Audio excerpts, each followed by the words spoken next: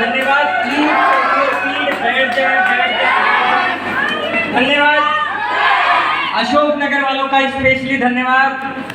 पहली बार अशोक नगर आए हैं और आप लोगों का माहौल मोमेंटम देख के बड़ा ही मजा आ रहा है। लग रहा है कि इस बार माहौल कुछ और होने वाला है ना अशोक नगर का। क्योंकि इस बार 2 लोग आए हैं। हमेशा अकेले कोई आता है, बताता है, चला जाता है। हम लोगों के साथ अलग है। ये याला डिपार्टमेंट संभाल लेती है, मैं याला डिपार्टमेंट संभाल लेता हूँ। काम बड़ा अच्छा है, मजेदार है।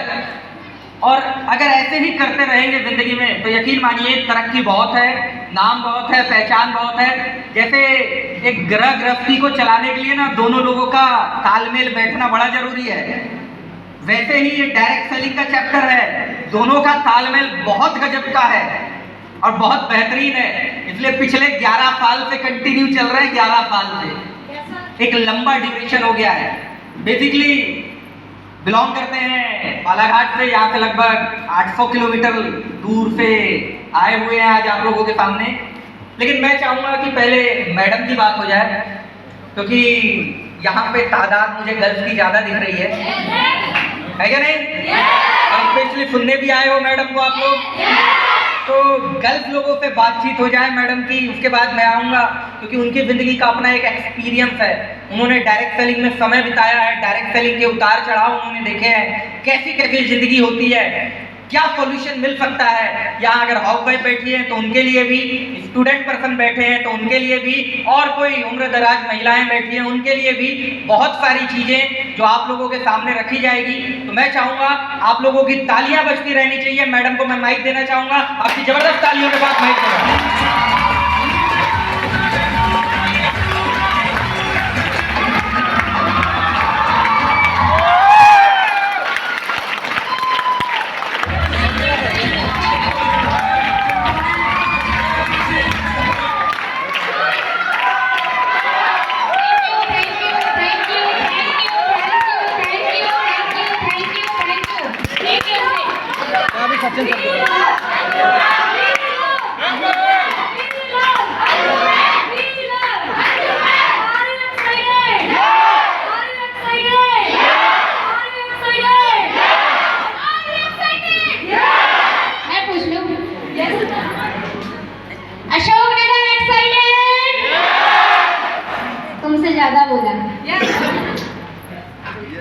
थैंक यू, आपके मान सम्मान का बहुत बहुत शुक्रिया।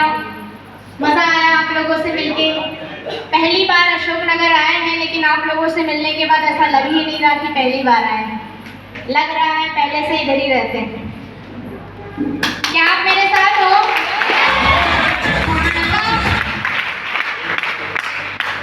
आज कल हम विदिशा में थे, देखा वहाँ पे भी सेमिनार लगाया, वहाँ पे माहौल देखा। इंडिया में लगभग साउथ वाला एरिया छूट गया है, इसके अलावा सारे जगह पे सेमिनार लगा दिए हैं। और जहाँ भी जाते हैं एक तरफा माहौल, एक तरफा लोग, एक तरफे जुनूनी वाले लोग। पता नहीं था अशोक नगर में इससे भी ज़्यादा वाले रहते हैं।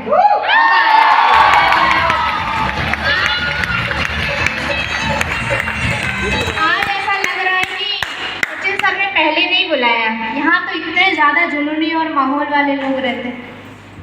10 साल लग गए इनको बुलाने के लिए, बताओ। 10 साल में पहले बुला दिया होता तो शायद अशोक नगर के घर घर में MYL का 45 होता है। कोई दिक्कत नहीं है, फिर भी कोई दिक्कत नहीं है। बहुत बहुत शुक्रिया आपके मान सम्मान का, बहुत बहुत शुक्रिया आपके जोश जुनून का। और कहते हैं कभी भी गर्मी खून में नहीं होती, जून में भी नहीं होती। किसी ने बोला ऊन में होती है, सर्दियों में उसी को पहना जाता है। सही बात है?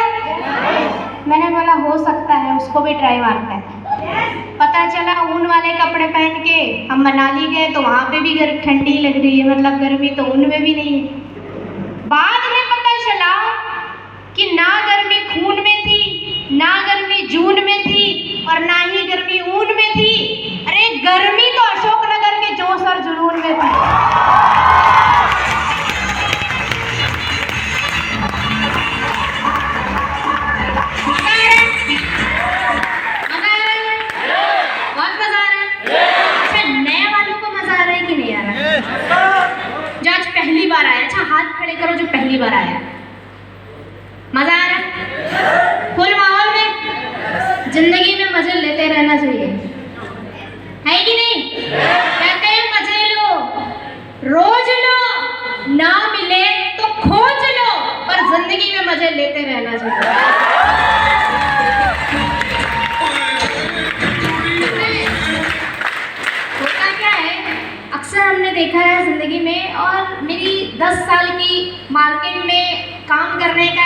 तजुर्बा ये कहता है कि जब इंसान कभी भी मार्केट में बाहर निकलता है ना, तो उसको एक थॉट बना दिया गया है कि हदें जो निकली तो गांव गांव चली, कुछ यादें मेरे संग पाँव पाँव चली, सफर जो धूप का हुआ तो तजुर्बा हुआ, अरे वो जिंदगी क्या जो छाँव छाँव छाँव छाँव चली।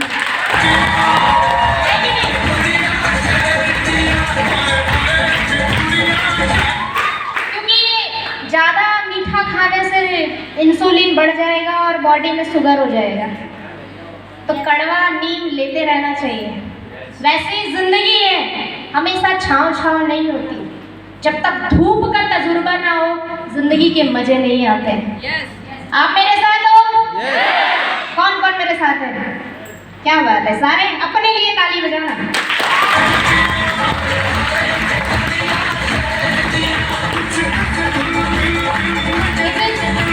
This is Anju Srivastava in front of you. Basically, I am belonging from Balaghat, Waraseoni.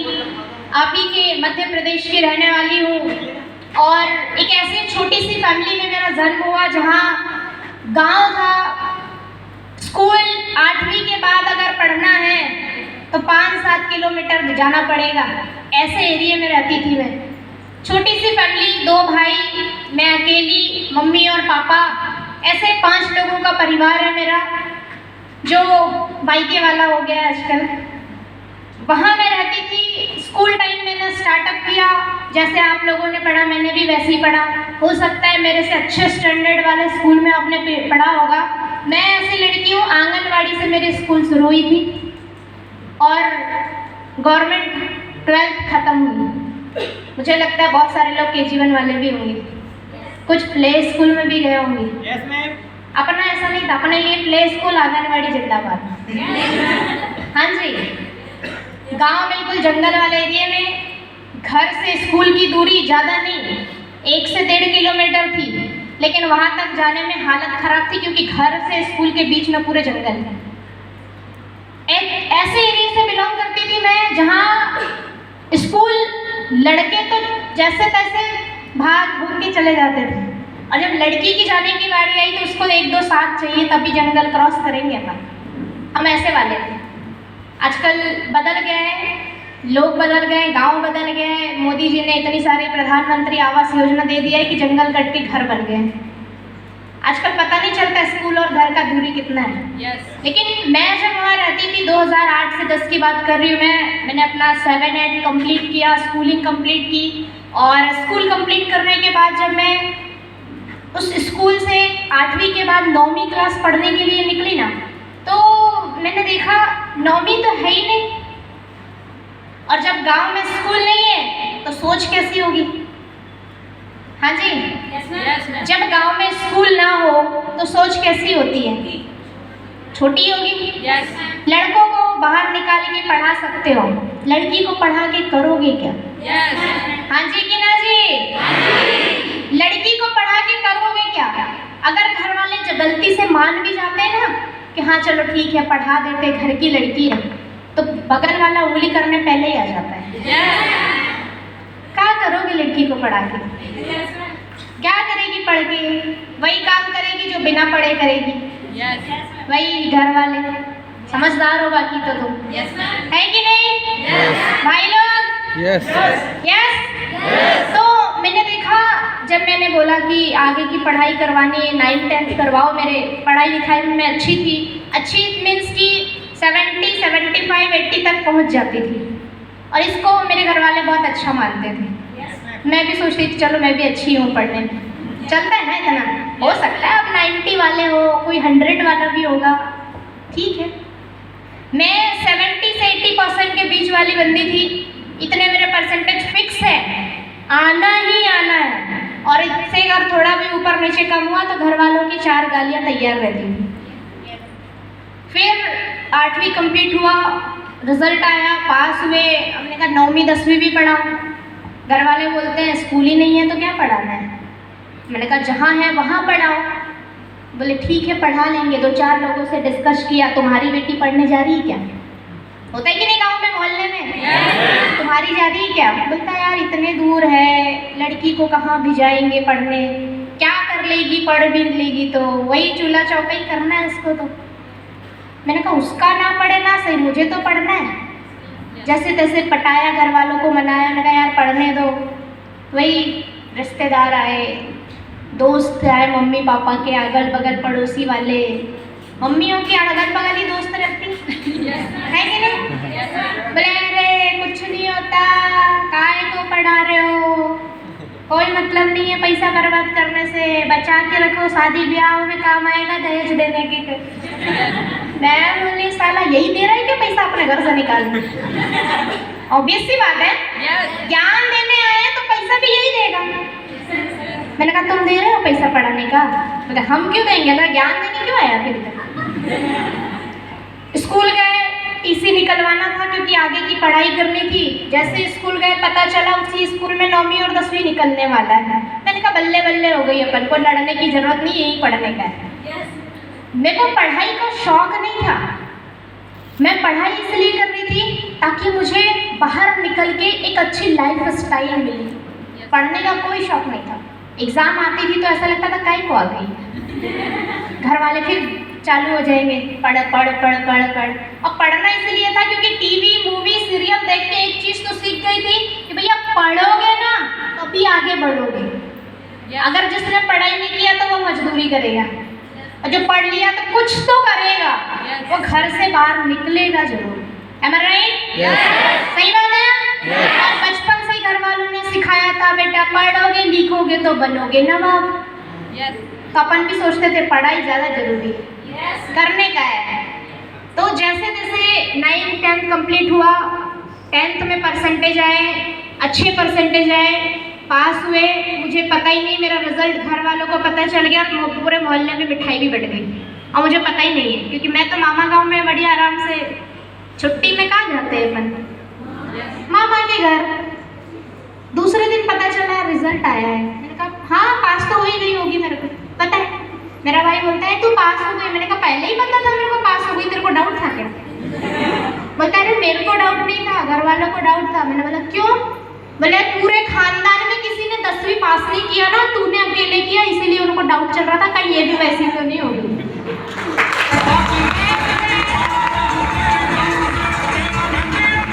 मैंने बोला पूरे खानदान वालों के स्कूल भी तो नहीं खुले थे, मैं गई तभी खुला है कि नहीं?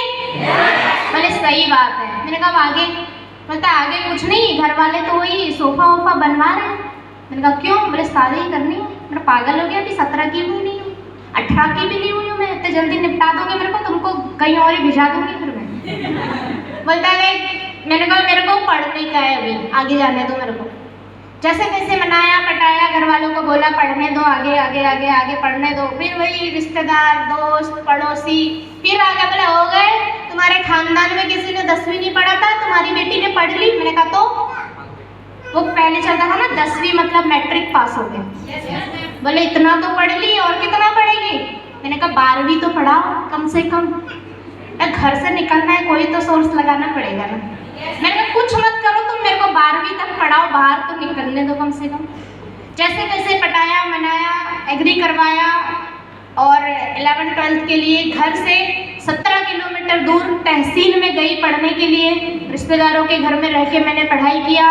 और कहते हैं हमेशा रिश्तेदार संधि विच्छेद करो तो रिश्तों में दरार ही पैदा होती है।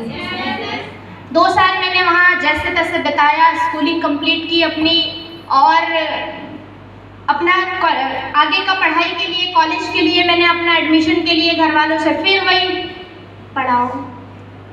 मतलब एक बच्चा जितनी जिद अपनी खिलौने के लिए करता होगा ना, उससे कई गुना ज़्यादा मैंने अपनी पढ़ाई के लिए की है। मुझे पढ़ाओ मुझे पढ़ाओ। घर वालों को लगता था इसको पढ़ने का शौक है, मेरे को पढ़ने का नहीं, आगे आगे भाग घर से बाहर निकलने का शौक था। और एक ही सोर्स था, पढ़ ही सकता है इंसान और कुछ नहीं कर सकता, एक ही सोर्स था मेरे पास। जैसे तैसे इंटर किया, कॉलेज में इंटर किया, मैकेनिकल ब्रांच मिली, पॉलिटेक्निक गवर्नमेंट कॉलेज में सिलेक्शन हुआ। इस बात की खुशी हुई कि कम से कम घर वालों को पैसों का रोना तो नहीं देना पड़ेगा। पॉलिटेक्निक गवर्नमेंट कॉलेज में एडमिशन हुआ। घर वालों को मैंने बोला देखो तुम्हारा पैसा भी नहीं लग रहा है, एक्चुअली पढ़ाने का प्रॉब्लम नहीं था, पढ़ाने का प्रॉब्लम ये था कि पैसा लगेगा, और घर में वही तो नहीं था कि पैसा कहाँ से आएगा। ठीक है, तुमको आगे की पढ़ाई करवा दें, पैसा तो चाहिए ना। स्कूल करवा दें, कॉलेज के लिए पैसा तो चाहिए ना। हर चीज़ में पैसा लगता था, इसीलिए घर वाले मना कर देते थे, क्योंकि पैसा चाहिए था। कॉलेज में इंटर किया, जैसे तैसे स्कॉलरशिप ये वो ऊपर नीचे कर करा के एडमिशन कराया, और इंजीनियरिंग का एडमिशन घर वालों को लगा पॉलिटेक्निक मतलब मैकेनिकल, मैकेनिकल मतलब इंजीनियर। मैंने कहा छोटा ही इंजीनियर सही, घर वालों के सामने इंजीनियर का टैग तो लग रहा है ना। खानदान में नहीं किया ना किसी ने, मोहल्ले में किसी ने नहीं किया, रिश्तेदार में किसी ने नहीं किया। इकलौती बाहर निकली थी पढ़ने के लिए, डिस्ट्रिक्ट में गई, एडमिशन कराया। घर वालों ने बड़े अच्छे से प्यार से समझा के भेजा था, जैसे आज के घर वाले भेजते हैं, देख सीधे जाना है, सीधे वापस आना है, न इधर देखने का है न इधर देखने का है। वो घोड़ा होता है ना शादी में, जिसके आँख में ऐसे पट्टे बांधते इधर उधर ऐसे, उसको लगता है सीधे दुल्हन का घर दिखना चाहिए, उधर उधर नहीं दिखने का तेरे को। बस वैसे ही मेरी मम्मी मेरे को बोलती है सीधे जाना और सीधे वापस आना, और इतना भी सुना तो बोरिया बिस्तर बांध और सीधे बैंड बाजा बरा रहा। पहले इंस्ट्रक्शन, मैं बोली बाहर तो जाने दो, देखेंगे बाद में सीधे जाना है कि आड़े टेढ़े जाना। हाँ जी, फिर मैंने बोला ठीक है। कुछ मेरे रिलेटिव्स है जो जॉब करते थे, उन्होंने बोला अरे अच्छी ब्रांच है, मैकेनिकल ब्रांच है, अगर अच्छे से पढ़ाई करेगी, अच्छे से जॉब सेटअप करेगी और अच्छी परसेंटेज तेरे आ गए तो 20-25 हज़ार तेरे फिक्स इतना तेरा आएगा ही आएगा। मैंने कहा यार क्या बात है, 3 साल पढ़ने के बाद फिक्स पैसा आएगा, इससे अच्छा और क्या हो सकता है। पैसा ही तो चाहिए था अपने को, है कि नहीं? क्योंकि बचपन से हम हमेशा एक ही चीज़ सुनते आ रहे थे। अब भैया जिस इंसान ने आंगनवाड़ी से लेके पहली दूसरी 12वीं गवर्नमेंट स्कूल में बिताया हो और उसका एडमिशन गवर्नमेंट कॉलेज में ही हुआ हो, तो फिर उसका पैसा तो फिर जिंदगी में 10,000 को इकट्ठे नहीं देखा था मैंने कभी, और कभी सोच भी नहीं थी। हम सोचते भी पता है कितना थे, 10 रुपये मिले, 50 रुपये मिल जाए, 100 रुपये मिल जाए, बहुत है हमारे लिए। इतना बहुत था क्योंकि घर में ही इतना होता था। जैसे तैसे कॉलेज के लिए निकले, कॉलेज में पढ़ाई किया तो घर वालों ने फिक्स भेजा था कि 8-10 हज़ार रुपये, 20 हज़ार फिक्स, इतना आएगा ही आएगा, बस तुमको पढ़ाई अच्छे से करनी है। मैंने कहा ठीक है। जब मैंने पढ़ाई अच्छे से की, कंप्लीट करवाई, उसके बाद फर्स्ट ईयर का रिजल्ट आया। जहाँ बंदा इंसान 75 से 80 के बीच में रहता था, वहाँ 50 और 55 के बीच में कहानी अटक गई। रिजल्ट आया, घर वाले अलग चिल्लाने बैठे, कैसे तुम्हारा मन नहीं लग रहा है, बोला था सीधे रास्ते जाके सीधे वापस आना, लगता है कहीं और ही चल रहा है, कुछ तो गड़बड़ है कहानी। मैंने कहा यार देखो ऐसा नहीं है, इंजीनियरिंग है, इंग्लिश है, अंग्रेजी तो हमने 6वीं क्लास में पढ़नी शुरू करी थी। हाँ जी, 6वीं क्लास में तो हमको ABCD पढ़ाया गया था, तब तक तो हम ऐसे ही पास हो जाते थे। उसके बाद समझ में आता था अच्छा वंडर ऑफ साइंस भी लिखना है। उसके बाद पता चला अच्छा ये वाला ऐसा ऐसा सेंटेंस भी बनाया जाता है। ये तो हमने कॉलेज जाने के बाद पता चला कि पूरी पढ़ाई इंग्लिश में है। जिस इंसान को वंडर ऑफ साइंस को याद करने में रात के 3 बजे उठ के याद करना पड़ता था, उस इंसान को पूरे अंग्रेजी की किताब पढ़नी है और पूरे 4-5 सब्जेक्ट पढ़ने हैं, कहाँ सिर के ऊपर। उसके बावजूद भी 55% बन गए, बहुत है। घर वालों को अब इतना एक्सप्लेन करने जाएंगे तो घर वाले बोलेंगे तुम पढ़ो, तुमको भेजा इसलिए कि तुम पढ़ो। जैसे तैसे निपटाया। हद तो तब हो गई जब मैं एक बंदे से मुलाकात हुई, उसको मैंने पूछा, उसी कॉलेज से पास आउट होके 6-8 महीने बीत गए थे, और 6-8 महीने बाद जब मैंने उससे पूछा कि भाई जॉब लगी क्या, ऐसे आया था। मैंने बोला जॉब लगी? बोलता है नहीं। मैंने कहा क्यों? कहता है यार ऐसे थोड़ी लग जाती है। मैंने कहा तुमने 3 साल इस कॉलेज में बिताए हो, और 3 साल जब कॉलेज में आपने बिताया है, घर वालों ने तो वैसे ही बोला था 3 साल बाद अच्छे परसेंटेज लाओ, फिक्स लगेगी लगेगी। जब मैं उससे पूछी तो बोलता है पागल है क्या, 3 साल बाद पढ़ने से जॉब लगती है। मैंने कहा यार घर वालों ने तो ऐसे ही बताया, घर वाले झूठ नहीं बोलते। हाँ जी सही बात है ना, घर वाले झूठ बोलते हैं क्या? नहीं। मैंने बोला इसकी लगी नहीं है इसलिए ये बौखलाया हुआ है। मैंने दूसरे से पूछते हैं, मैंने दूसरे से पूछा, मैंने कहा तुम्हारी जॉब लगी? बोलता है नहीं लगी। फिर मैंने तीसरे से पूछा, चौथे से पूछा, ऐसे करते करते मैंने कॉलेज में चौकीदारी करके लगभग 50 से 70 लोगों से पूछा तुम्हारी लगी क्या, तुम्हारी लगी क्या? हर किसी से पूछ रही हूँ एक ही सवाल, तुम्हारी लगी? हर किसी का एक ही जवाब, नहीं नहीं लगी, नहीं लगी, नहीं लगी। मतलब मैं ये कंफ्यूजन में हूँ कि अगला जो मेरा 2.5 साल जिस कॉलेज में बीतने वाला है उसके बाद मेरा क्या होगा? हाँ जी उसके बाद मेरा क्या होगा? आगे के 2.5 साल लगाने के बाद भी अगर मुझे इस बात की श्योरिटी नहीं है कि आगे मेरा क्या होने वाला है, पढ़ाई में मन लगेगा? हाँ जी मन लगेगा पढ़ाई में? नहीं ना। मेरा भी वही हाल हो गया, समझ ही नहीं आ रहा है क्या करें।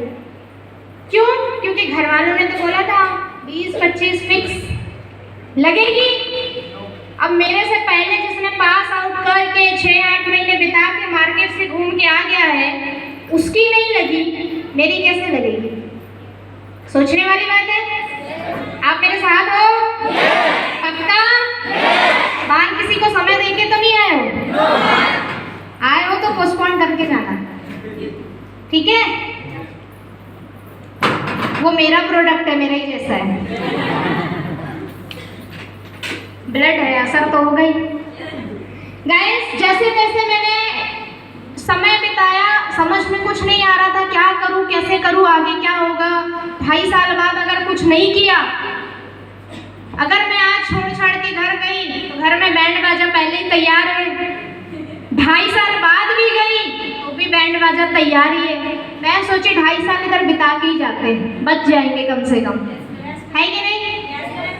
समय लगाया, वापस से कॉलेज स्टार्ट किया। 2nd ईयर का फर्स्ट डे था मेरा और उस दिन मेरी बंदे से मुलाकात होती है। वो मुझे कहता है कि देख अगर ज़िंदगी में कामयाबी चाहिए और वाकई में तू चाहती है कि तुझे महीने का 20 से 25 हज़ार रुपये मौका मिले कमाने का, तो मेरे पास एक रास्ता है जिससे तू पैसा कमा सकती है। मैंने बोला बता, पहले बता, अब भी बता, अभी बता, तुरंत बता।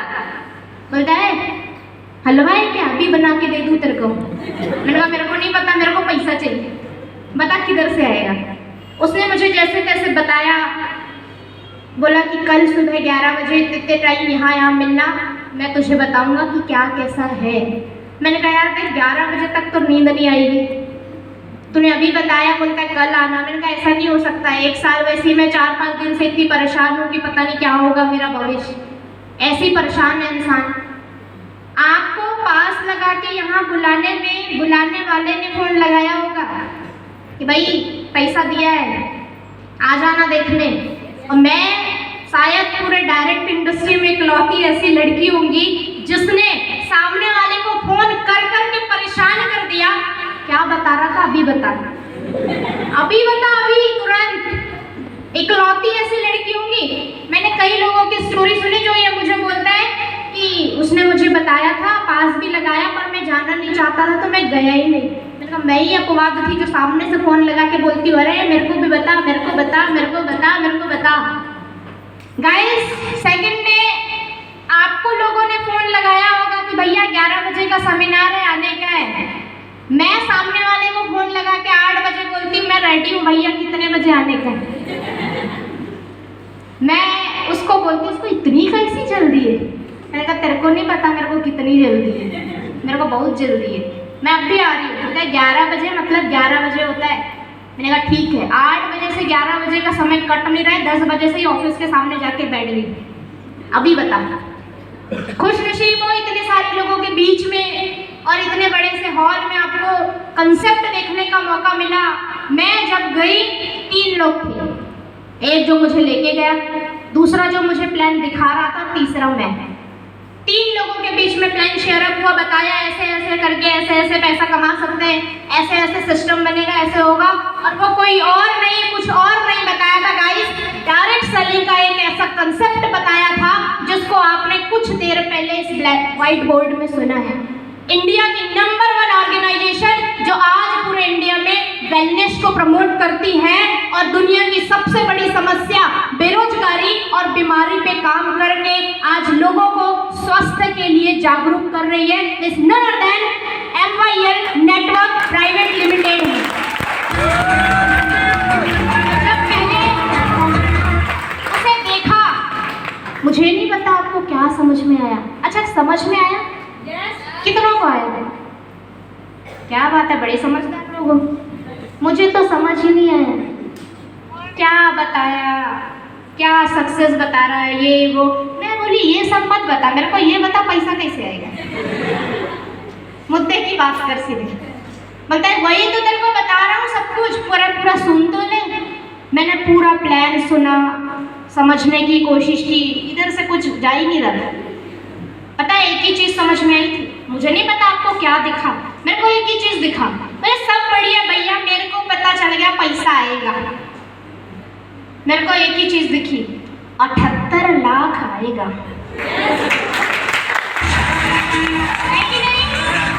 एक ही चीज दिखी थी, 78 लाख आएगा। एक ही चीज, पैसा तो आएगा रे बाबा। लेकिन जब आप प्लान देखते हो तो आप पता ही क्या देखते हो, 11,000 लगेगा, है कि नहीं? जेब से क्या लग रहा है ये दिखता है, लेकिन वापस क्या मिलेगा ये नहीं दिखता। हाँ जी, मैंने 11,000 तो देखा ही नहीं, पहले बताया था 11,000 लगेगा, वो तो मैं भूल गई। 78 लाख आएगा जब लास्ट में बताया ना, इधर ही घुसा सीधे इधर ही।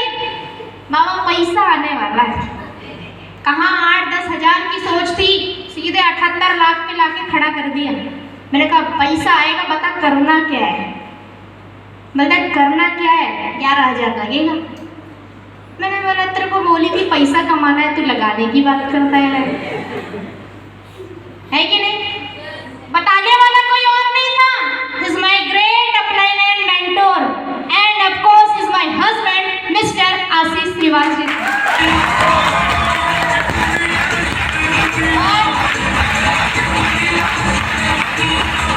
मेरे को बोलते हैं देख दोस्ती यारी लगाएगी नहीं तो आएगा कैसे। मेरे को बोलते हैं आम का पेड़ लगाएगी तभी तो जिंदगी भर आम खाएगी। मैंने कहा वो सब नहीं पता, आम खाने से मतलब। 11,000 लगेगा ना तभी 78 आएगा, नहीं तो नहीं आएगा। मैंने कहा यही तो दिक्कत है, पैसा तो है ही नहीं अपने पास, इसलिए तो कमाने आए थे, पैसा ही नहीं है अपने पास। घर वालों ने 78 लाख 78 हजार की जिंदगी में सपने में नहीं देखा होगा। मैंने बोला यार करना तो है, सीधे हाँ करना है मुझे। घर गई, एक ही सोर्स था, घर जाओ पैसा तो वहीं से मिलेगा।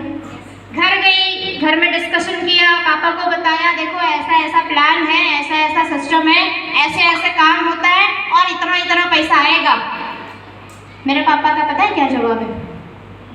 मेरी मम्मी को बोलते हैं इसका दिमाग खराब हो गया है, इसका पढ़ाई में मन नहीं लग रहा है, ऐसा कर इसके साथ तू बालाघाट जा और इसके रूम में जितना सामान होगा सब बोरिया बिस्तर पैक कर और लेके आ जा घर। मैं बोला यार मैं पैसा मांगने आई थी, ये बोरिया बिस्तर वापस लेने की बात कर रहे हैं। बोले इसका दिमाग नहीं चल रहा है, पढ़ाई लिखाई में मन नहीं लग रहा है इसका, कहीं और ही जा रहा है। मेरी माँ बोलती तेरे को बोली थी ना सीधे रास्ते जाना और सीधे वापस आना, कहाँ गई थी तू? मैं बोली ये पैसा आएगा 78 लाख। मेरी माँ बोलती सपने में देखी है तूने 78 लाख रुपए? मैंने कहा तुमने हकीकत में नहीं दिखाया तो मैंने इधर देख लिया है कि नहीं? उनको भरोसा ही नहीं था। मैं बोला देखो पापा ऐसा नहीं। मेरे पापा बोले मैं तेरे को पैदा की कि तूने मेरे को पैदा की? मैंने कहा अरे वो सब छोड़ो, मेरे को इधर पैसा करी ना तो या तो मैं तेरा बोरिया बिस्तर पैक करके घर लेके आ जाऊंगा, जो 11,000 की तू बात करती उतने में शादी वादी का तैयारी चला दूंगा। एक ही धमकी मिलती है, ज़्यादा नाटक किए तुम, है कि नहीं? लड़कियों की वो एक ही धमकी मिलती है, भैया बैंड बाजा बारात टाटा बाय बाय। फिर जैसे तैसे मैंने यार करना तो मेरे को है, अब तुम ऐसे नहीं तो कुछ और करेंगे, पर करना तो है क्योंकि डिसीजन मेरा था, मुझे करना है। मैंने एक चीज जिंदगी में सीख ली थी, अगर मुझे पढ़ाई में टॉप करना है तो पढ़ाई भी मुझे ही करनी पड़ेगी, अगर मुझे कॉलेज में टॉप करना है तो पढ़ाई मुझे करनी पड़ेगी, अगर मुझे जिंदगी में कुछ चाहिए तो काम मुझे ही करना पड़ेगा।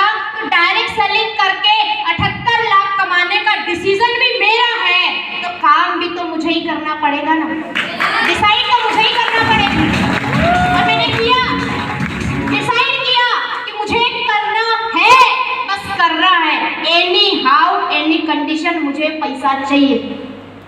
मैंने सीखा यार जब इंसान मिशन मंगल में जाने के लिए बोलता है कि अगर तेल खौल रहा हो तो गैस बंद कर देना चाहिए और फिर पूड़ियों को तल के निकाल लेना चाहिए, उससे गैस की बचत होती है।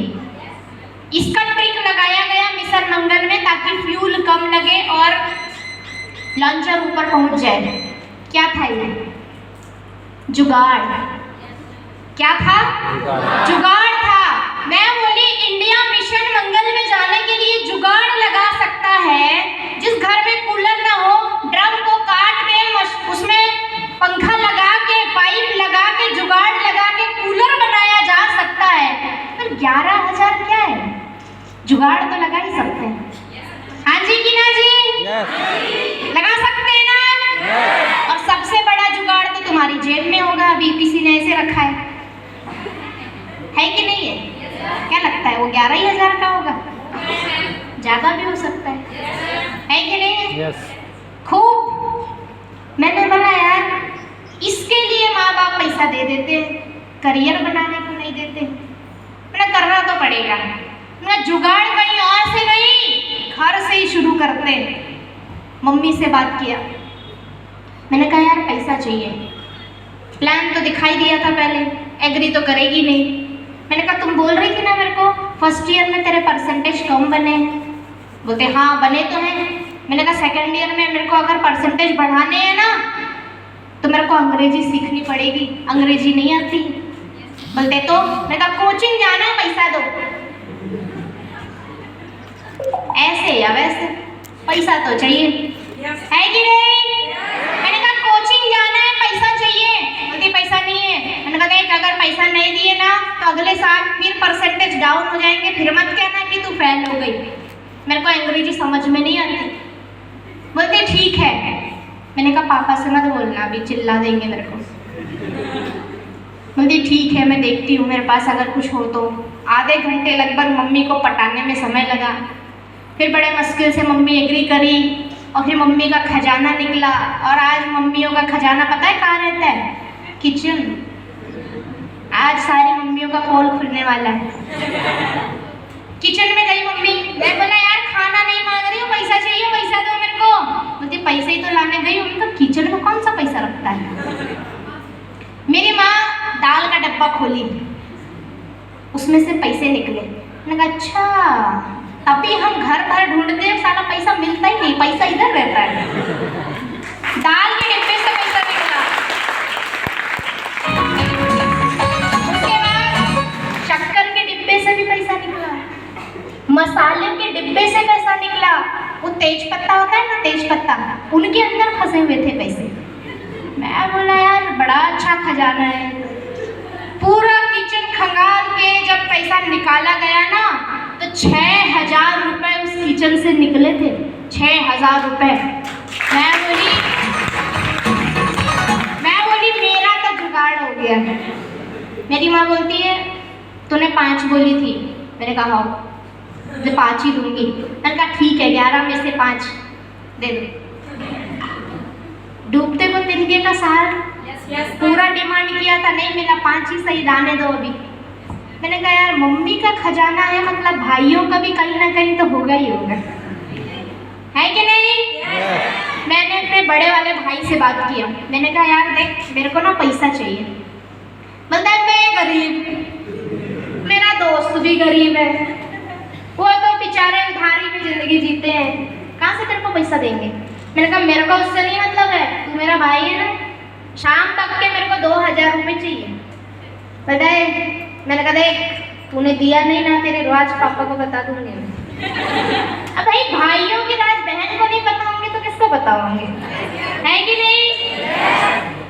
बोलता है ठीक है देखता हूँ। शाम तक में उसने मेरे को ईमानदारी से 2000 रुपये ला के दे दिए।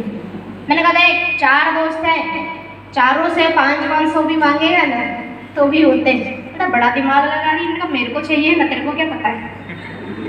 बोलता ठीक है ला तो दूंगा, पापा को तू बताना मत। मैं भी तो यही बोल रही हूँ कि तू पापा को बताना मत कि मैंने तेरे से पैसे लिए।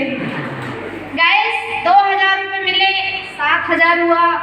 फिर मैंने छोटे वाले भाई को भी पकड़ा और उसको भी बोला ए तू भी पैसा देना मेरे को। बताए पागल है कि स्कूल जाता हूँ मैं कहाँ से पैसा लेके आऊँगा? मैंने कहा तेरे गुल्लक में मैंने देखा था तूने पैसे डाला था, तेरे को शर्म नहीं आती छोटे भाई से पैसा मांगती है?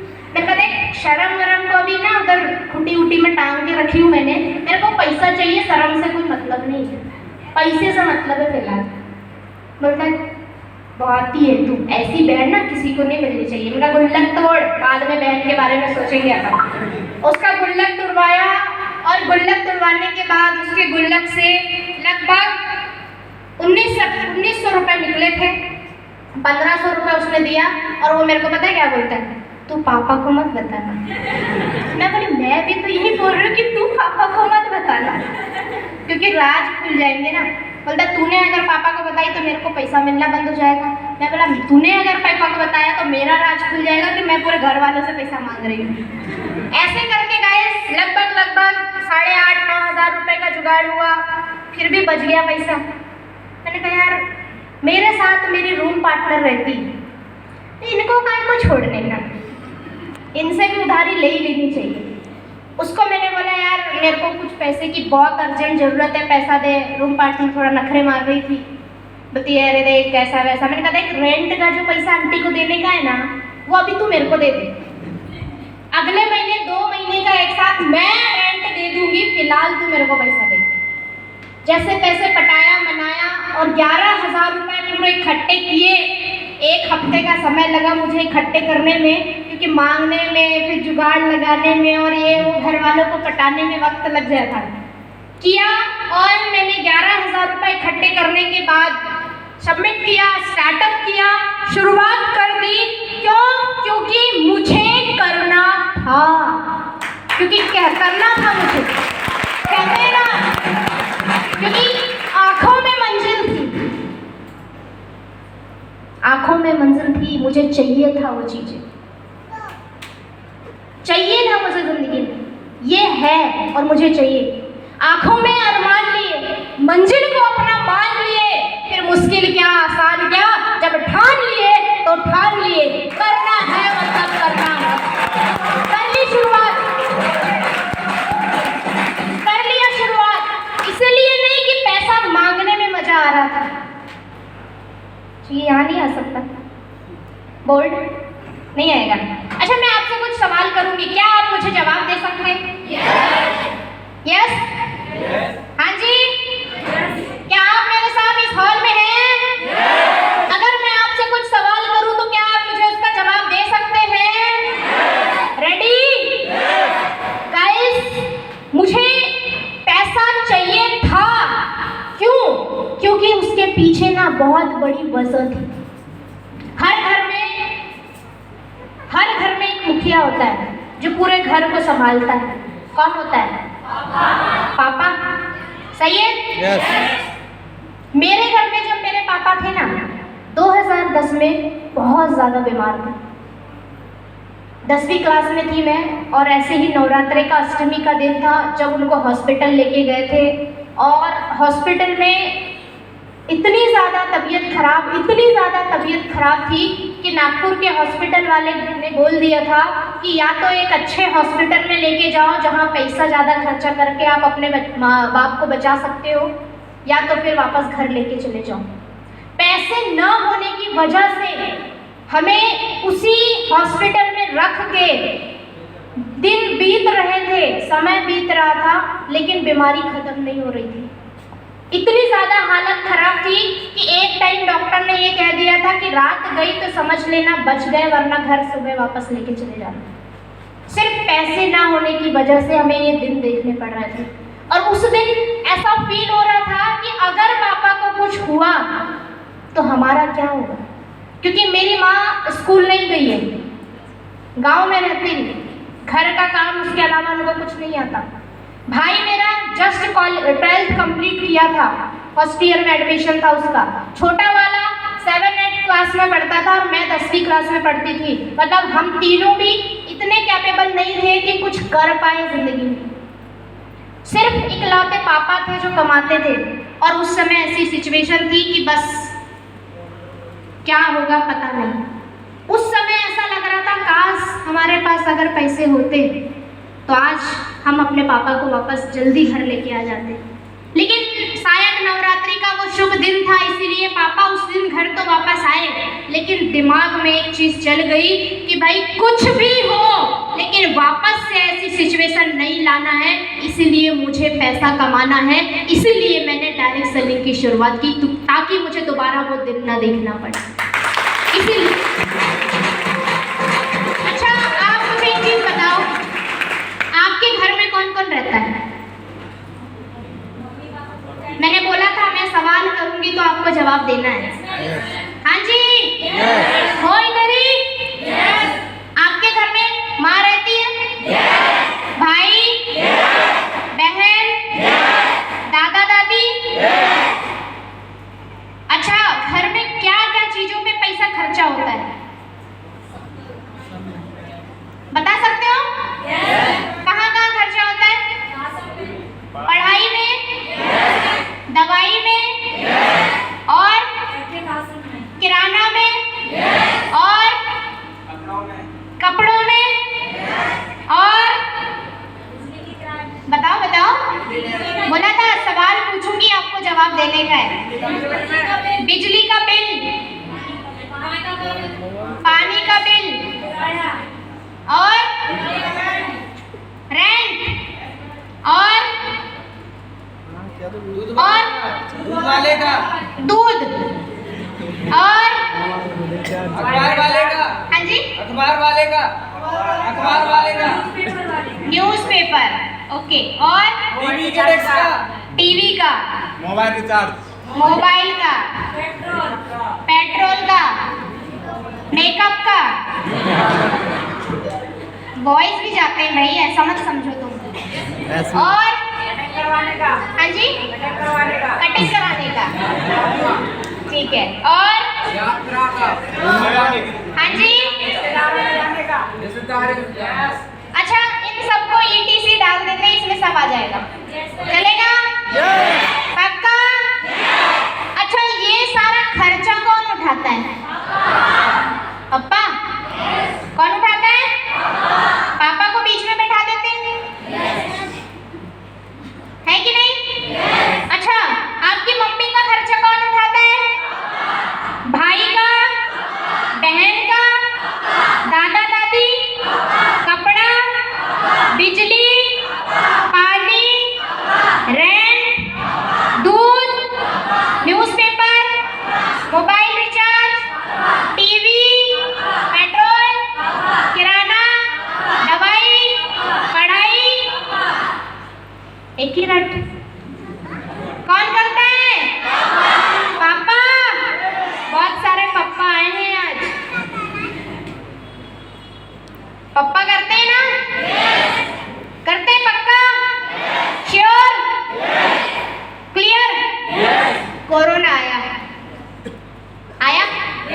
कितने साल रहा? 2 से 3 साल। इस कोरोना में 2 से 3 साल में ना जाने ऐसी कितनी फैमिली है जिसके घर से ये पप्पा वाला चैप्टर क्लोज हो गया। हुआ कि नहीं हुआ? हाँ जी, हुआ ना? भगवान ना करे कभी कैसा भी किसी के साथ ऐसा हो। नवरात्रि का दिन है, शुभ शुभ बोलना है, लेकिन फिर भी ऊपर वाले की मर्जी है। अगर कभी ऐसा किसी के साथ हो और उसकी जिंदगी से ये पप्पा वाला जो चैप्टर है वो हट जाए, तो ये जो इतना लिखवाए वो कौन करेगा? भाई क्या करता है? क्या करता है? पढ़ाई। पढ़ाई कैसे करेगा? माँ कर सकती है? भाई, बहन, दादा दादी, कौन करेगा? क्या करते हो तुम? पढ़ाई पढ़ाई पढ़ाई से करोगे? तुम तो खुद ही पापा के भरोसे जी रहे हो। हाँ? हाँ जी कि ना जी? जी रहे हो ना पापा के भरोसे? क्या करोगे? जो ये लिखवाया है इतना सब कुछ मैनेज कैसे करोगे? मजदूरी करके? कितना मिलेगा? 100 रुपए में तो थैला भर के सब्जी नहीं आती है और तुम घर चलाने की बात करते हो, हैं?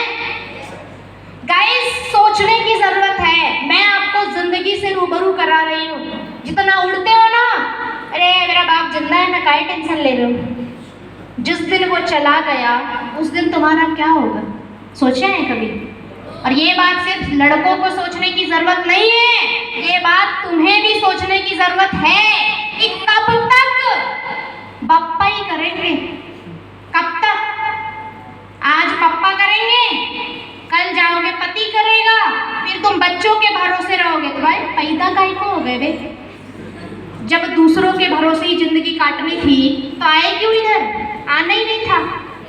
आज तुम्हें मौका मिल रहा है जिंदगी में कुछ बड़ा करने का, कुछ ऐसा करने का जिससे आप अपने और अपने पूरे परिवार की जिम्मेदारी उठा के एक बेहतर जिंदगी को जी सकते हो, और वो मौका आपको MYL ऑर्गेनाइजेशन दे रही है, आपको MYL ऑर्गेनाइजेशन।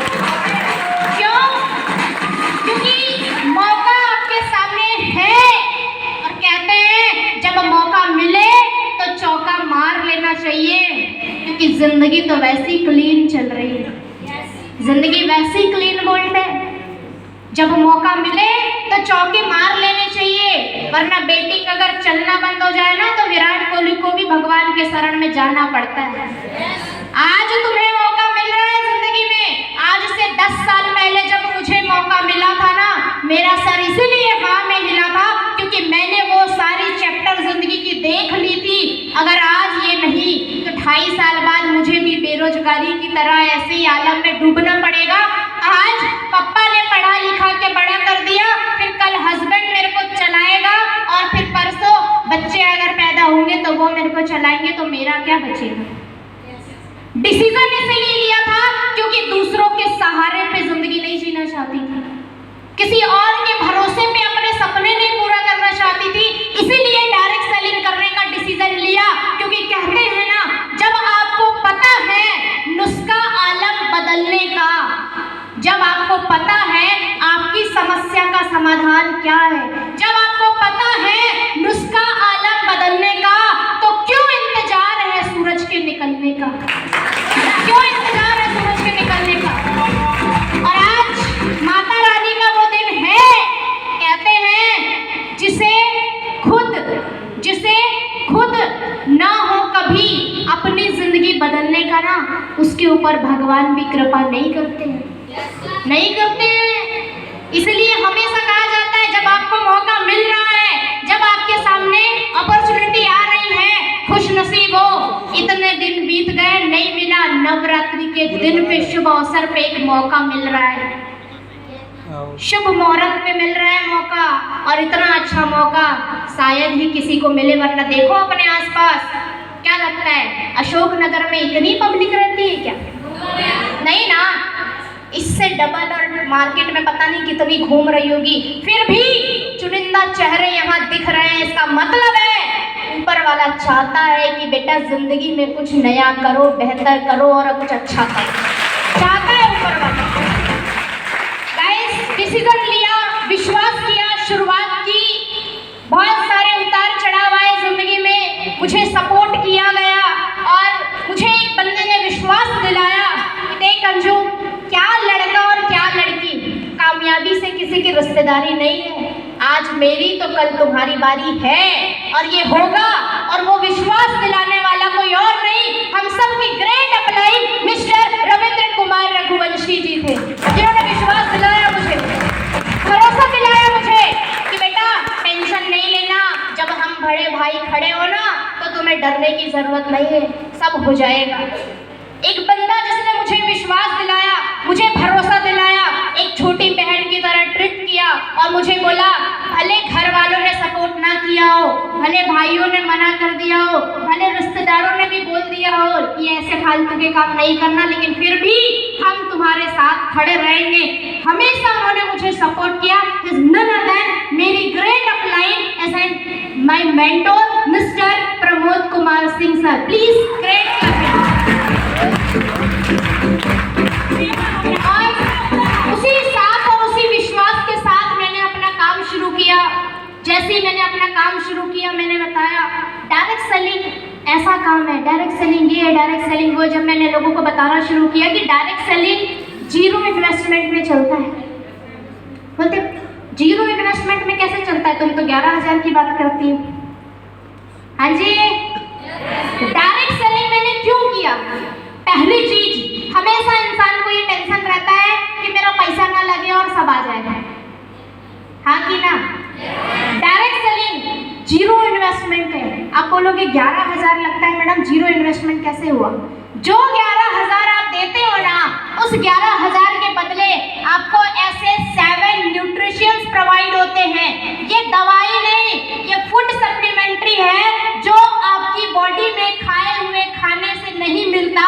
वो चीज MYL ऑर्गेनिक चीजों से बना के आपकी बॉडी तक पहुंचाता है, जिसके बदले में आपको मिलता है 11,000 जो आपने लगाया, उस 11,000 के बदले आपको 7 प्रोडक्ट मिलते हैं। उसके साथ साथ ऑनलाइन एजुकेशन मिलती है और उसी में आपको स्किल डेवलपमेंट के ऑफलाइन क्लासेस मिलती है, जिसका कोई चार्ज नहीं होता। और 11,000 में जब इतना सब कुछ मिलेगा तो क्या लगता है आपका पैसा लगा है ना? जीरो इन्वेस्टमेंट है कि नहीं है? दूसरी चीज देखता है इंसान की कहीं रिस्क तो नहीं था। भैया 11,000 में काहे का रिस्क है? आप जितने बड़े हो, अब तक में कितना 11,000 रुपए लगाया होगा? काउंटिंग है आपके पास कि आपने कितना 11 लगा दिया होगा? मुझे किसी भी तरीके से कोई रिस्क नजर नहीं आया। क्यों? क्योंकि 3 साल इंजीनियरिंग कॉलेज में बिताने के बाद रहना खाना कॉलेज की फीस ये वो मिला के भी 4 लाख रुपए का खर्चा हुआ था, और 4 लाख लगाने के बाद भी 4 रुपए कमाने की श्योरिटी नहीं दी कॉलेज वाले ने। लेकिन 11,000 लगा के जब MYL ने 78 लाख रुपए कमाने की श्योरिटी दी ना, उस दिन ही पता चल गया कि यहाँ तो बाबा कोई रिस्क है ही नहीं, कोई रिस्क है ही नहीं। किया मैंने, और जब मैंने अपना फ्यूचर देखा तो मुझे मेरा फ्यूचर ब्राइट ही नजर आया। इंसान ये 3 ही तो देखता है, रिस्क, इन्वेस्टमेंट और फ्यूचर, और मुझे ये तीनों बड़ी अच्छी लगी। फ्यूचर इसलिए ब्राइट लगा क्योंकि आज आपने देखा होगा कोरोना के बाद अगर सबसे ज्यादा किसी भी इंडस्ट्री में बूस्टअप आया है ना, तो वो वेलनेस इंडस्ट्री है। आज अगर किसी भी इंडस्ट्री में बूस्टअप आया है तो वेलनेस इंडस्ट्री है।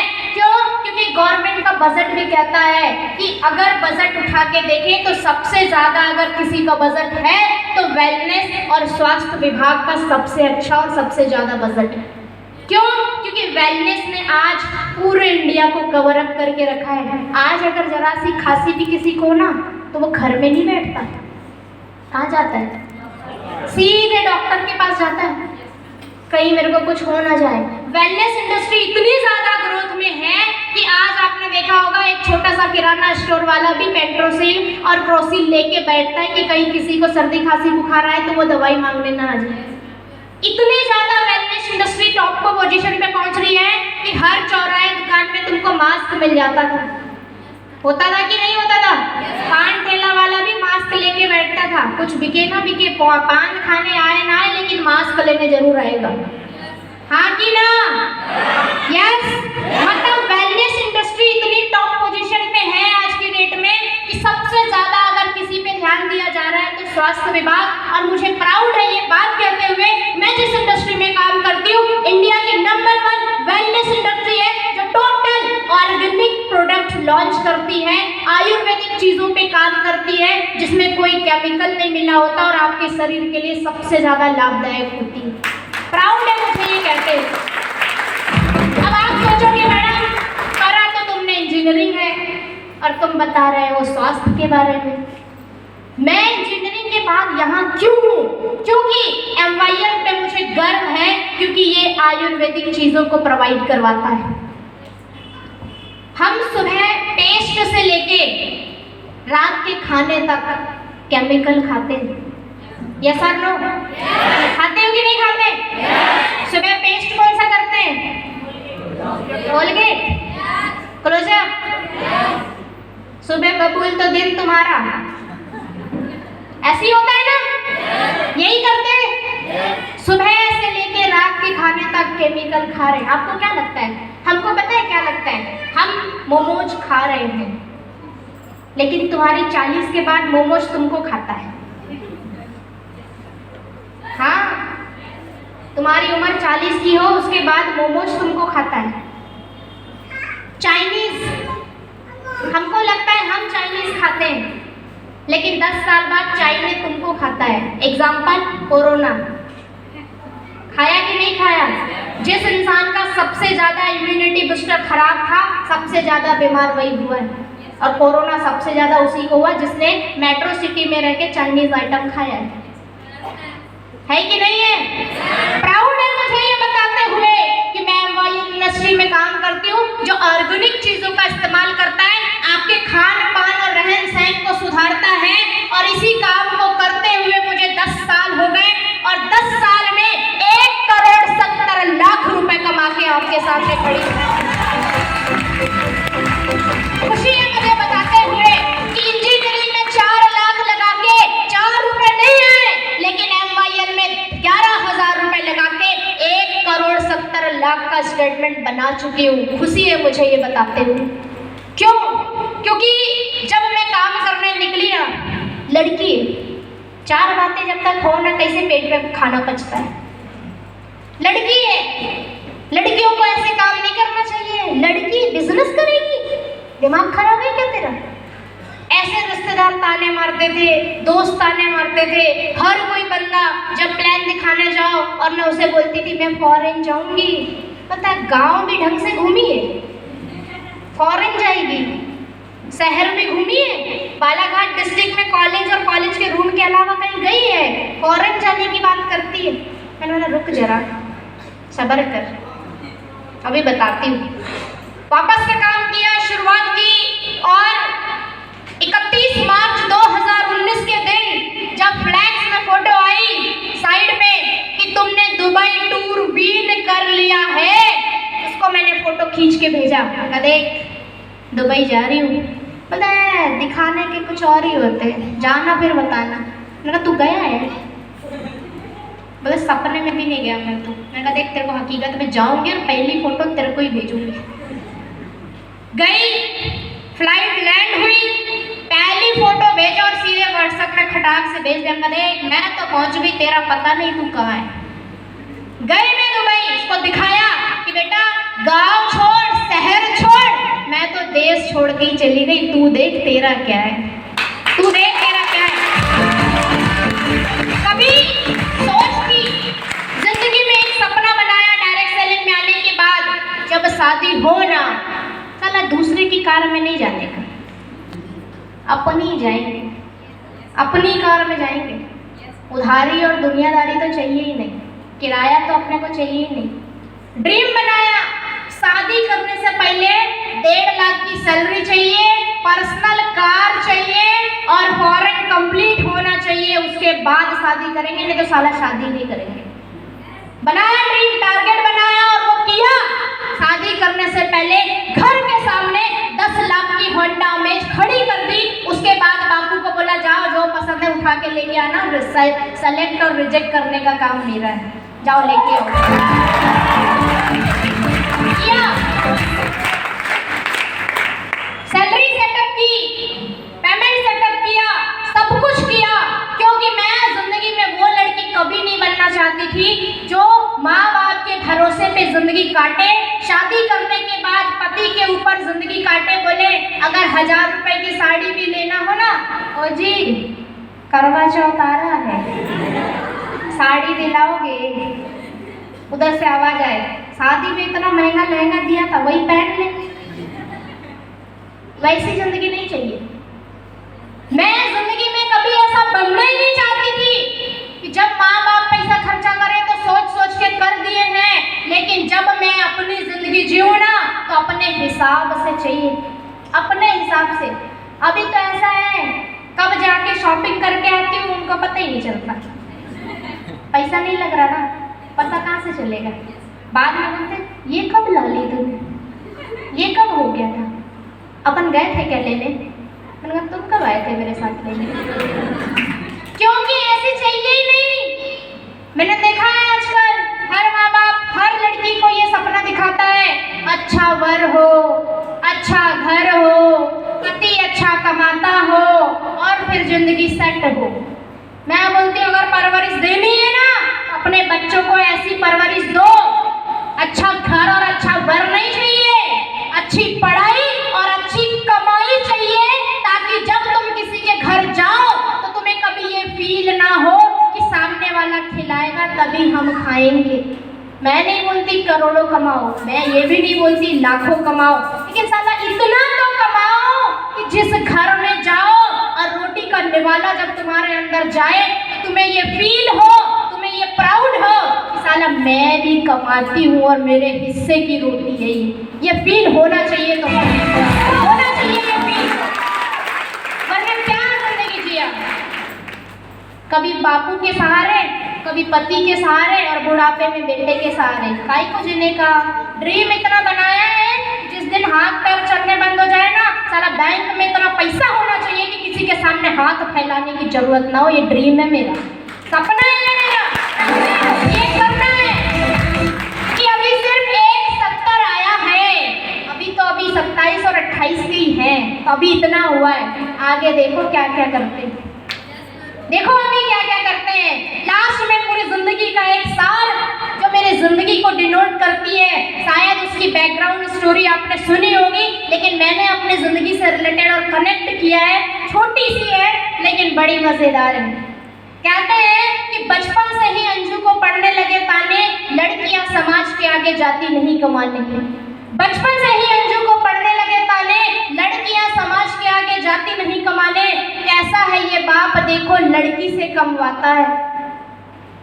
मैं बोलती हूँ उनसे पूछो आपका क्या जाता है, क्या जाता है, कहते हैं कैसा है ये बाप, देखो लड़की से कमवाता है। मैं बोलती हूँ उनसे पूछो आपका क्या जाता है, क्या जाता है। ताने रिश्तेदारों के, ताने थे समाज के, बोलते थे लोग लड़की ऐसी है वैसी है, बिगड़ गई है, तुम्हारी बेटी सुनती नहीं है, घर से भाग गई, ऐसा हो गया वैसा हो गया, ये हो गया वो हो गया, पता नहीं क्या क्या। कई दिनों तक काम के सिलसिले में घर से बाहर रहते थे, लोगों को लगता था लड़की पूर्व लापता हो गई है, कुछ भी जो मर्जी आए बोलते रहते थे। ताने रिश्तेदारों के, ताने थे समाज के, नहीं समझा कोई बच्चों के दिल होते हैं कांच के, नहीं समझा कोई कि बच्चों के दिल होते हैं कांच के। मैंने बोला सिर्फ पढ़ लिख कर ही नहीं करता कोई जीवन यापन, सिर्फ पढ़ लिख कर ही नहीं करता कोई जीवन यापन, कोई खेल के, कोई नाच के कमाता है, कोई गा के। Am I right or wrong? कोई खेल के, कोई नाच के, कोई कमाता है गा के। मैंने भी बाइक, लैपटॉप, पापा की बाइक, घर की जमीन की रजिस्ट्री, दुबई का टूर और रिसेंट में थाईलैंड का टूर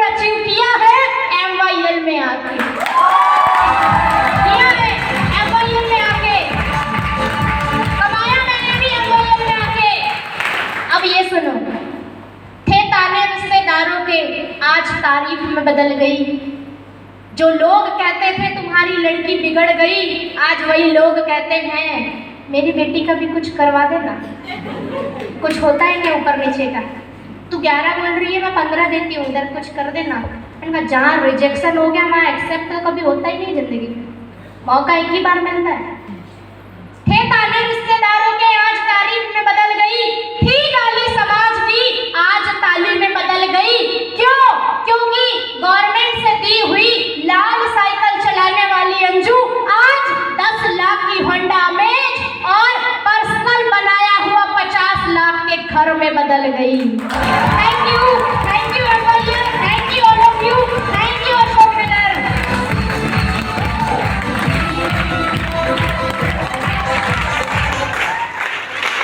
मजा आया? लड़कियों मजा आया? अब लड़कों तुम्हारे लिए मैं आया। बैठे बैठे बैठे लेंगे, अभी और टाइम लेंगे तुम लोगों का। आए हैं उतने दूर से तो बता के ही जाएंगे यार, है क्या नहीं? तैयार हो? पक्का? तो मैडम के लिए कुछ कह देते हैं कि जितनी जर्नी इन्होंने बताई है, इनके लिए मैंने कुछ बोला है, उनके लिए ही कुछ बोल देते हैं कि जूते फटे पहन के आसमान में चढ़े थे, सपने मेरे हरदम मेरी औकात से बड़े थे, फिर भी नहीं किया जमी का सौदा। जब देखा 2 3 4 आसमान तो मेरी कदमों में पड़े थे।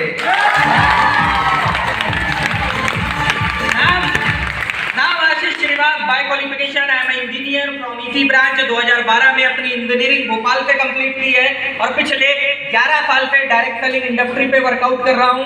एक ऐसी फैमिली से बिलोंग करता हूँ जहाँ पे हर कोई गवर्नमेंट एम्प्लॉई है। पापा पुलिस में थे, बड़े पापा फॉरेस्ट में थे, दोनों रिटायर हो चुके हैं आज की डेट में। चाचा डॉक्टर हैं, भाई लोग अभी आर्मी में हैं। घर का एक लौता अपवाद आपके सामने खड़े होकर बात कर रहा है। घर का एक लौता अपवाद हूँ मैं, बिकॉज ऑफ रीजन मेरी पढ़ाई में ना कुछ खास रुचि नहीं थी, इंटरेस्ट नहीं था, या मन नहीं लगता था, या जो चीजें आप बोल सकते हो पढ़ाई ना करने वाले लोग वो सब बोल लो, वो मेरे अंदर था। एक ऐसी कैटेगरी से बिलोंग कर रहा हूँ जहाँ पे पढ़ाई में ज्यादा मजा नहीं आता था। हाँ, आप खेलकूद करवा लो, बिल्कुल आता है। मारपीट करवा लो, बिल्कुल आता है। घूमना फिरना करवा लो, बिल्कुल आता है। मौज मस्ती करवा लो, बिल्कुल आता है। मतलब पढ़ाई के अलावा जो भी काम बोलोगे सब आता है, लेकिन पढ़ाई करने बोलो तो बड़ी दिक्कत आती है। फिर तो जितना मैडम ने बताया ना, और यहाँ पे सचिन सर आके बता के गए, इतने में तो मैं 2 बार पास हो जाऊं। मैं ऐसा स्टूडेंट था कि आराम से मेरे 2 बार का जुगाड़मेंट हो गया। 40 में अपन 2 बार पास हो जाएंगे। एक ऐसा एजुकेशन के मामले में परिवार तो काफी अच्छा था, पैसे की कभी किल्लत नहीं आई, पैसे की कभी दिक्कत भी नहीं आई। अगर बचपन में आपने किसी चीज की डिमांड की तो घर वालों ने वो पूरी कर दी। हर एक चीज जो मैं डिमांड करता था मेरे पेरेंट्स मुझे पूरा कर देते थे। लेकिन जब तुम पढ़ाई में अच्छे नहीं हो ना, तो पेरेंट्स की नजर में तुम बड़े ही नालायक, निकम्मे और नाकारा किस्म के लड़के होते हो। खासकर लड़कों के लिए बोल रहा ना मैं, एकदम नालायक, निकम्मे और नाकारा किस्म के लड़के होते हो। और वैल्यू भी तुम्हारी घर में बड़ी कम होती है। इवन तुम्हारे घर में तुम्हारी मनपसंद सब्जी तब बनती है जब यहाँ तुम्हारा बर्थडे आ रहा है या तो कोई मेहमान आया है तभी बनेगी। इसके अलावा नहीं बनती है तुम्हारे घर में मनपसंद सब्जी। मेरे साथ सेम किस्सा था, क्योंकि पढ़ाई में अच्छा नहीं था, लेकिन बगल में मेरी एक सिस्टर थी, सेम क्लासमेट थे। और सेम क्लासमेट होने के बाद बगल वाली सिस्टर के नंबर आते थे 80, 85 और 90। जब भी रिजल्ट आता एक ताना फिक्स था, नालायक, निकम्मे, देखो घर का कोई काम नहीं करवाते। वो देख तेरी बहन झाड़ू करती है, पोछा लगाती है, बर्तन धोती है, घर के सारे काम करती है, खाना बनाने से लेके सब काम करती है, 90% तक के लेके आती है, और तू हमारी नाक कटवा देता है। मुझे आज तक के समझ में नहीं आया ये कौन सी नाक होती है सुरपंखा वाली कि एक बार कटती है फिर जुड़ जाती है, फिर कटती है फिर जुड़ जाती है। आज तक के समझ में नहीं आया। काला डायलॉग आप लोगों ने अपने पेरेंट्स के मुंह से कई बार सुना होगा, गारंटी है मेरी। कि देख मेरी नाक मत कटा देना, और कटा भी दो तो फिर जुड़ती कौन से फेविकॉल से या फेविक्विक से नहीं पता, लेकिन जुड़ बड़ी जल्दी जाती है। पता ही नहीं मुझे ये कहाँ होता है। तो मेरे साथ ये किस्सा चल रहा था, जैसे तैसे मैंने अपना 10वीं कंप्लीट किया। जब तुम पढ़ाई में अच्छे नहीं होते हो ना, तो तुम्हारी दोस्ती यारी गजब की होती है, एक तरफा दोस्ती यारी होती है तुम्हारी, मतलब एक तरफा माहौल में। अगर तुम किसी बंदे को अशोक नगर से बोलो रात को 12 बजे गुना जाना है, गुना के रेलवे स्टेशन में यार मेरा दोस्त आया है, रिसीव करने जाना है, मेरे जैसा लड़का रहा, तो बोलेगा हाँ भाई चलना है, कोई सी दिक्कत की बात है, चल लेंगे अपन। लेकिन तुम वहीं किसी टॉपर को बोल लो, सचिन सर जैसे लोग या मैडम जैसे बंदे जो एकदम पढ़ाई में टॉप क्लास वाले हैं, उनको बोलो तो बोलेगा पागल है क्या, रात सोने के लिए होती है, सोएंगे नहीं क्या हम। तुम किसी को बोलो भाई साहब जाके शादी में माहौल बनाना है, तो भाई तैयार, फुल तैयार। लेकिन तुम पढ़ाई वाले को बोलो पागल है, कल पेपर है, पढ़ाई करना है।